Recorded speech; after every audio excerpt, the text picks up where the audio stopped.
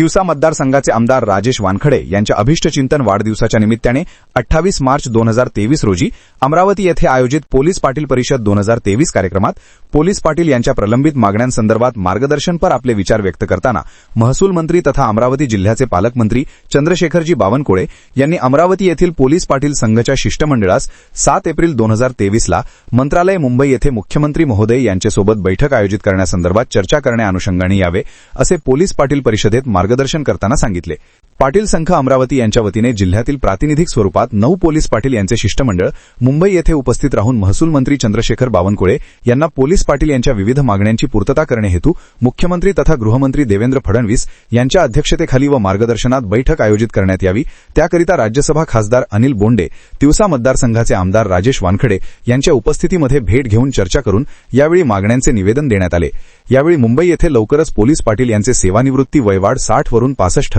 या प्रमुख मागणीसंदर्भात व इतर प्रलंबित मागण्यांसंदर्भात मुख्यमंत्री यांच्याकडे बैठक आयोजित करण्याची विनंती करण्यात आली। निवेदन देतेवेळी पोलीस पाटील संघ अमरावती शिष्टमंडळमध्ये किशोर सावंत पाटील, प्रदीप राऊत पाटील, रामेश्वर चौखंडे पाटील, रुपेश उईके पाटील, भाग्येश इंझळकर पाटील, नानकराम कासदेकर पाटील, शिवानंद पाटील विभागीय अध्यक्ष, प्रकाश भारसाकडे पाटील, राहुल पाटील सावरकर अध्यक्ष पोलीस पाटील संघ महाराष्ट्र राज्य यावेळी उपस्थित होते।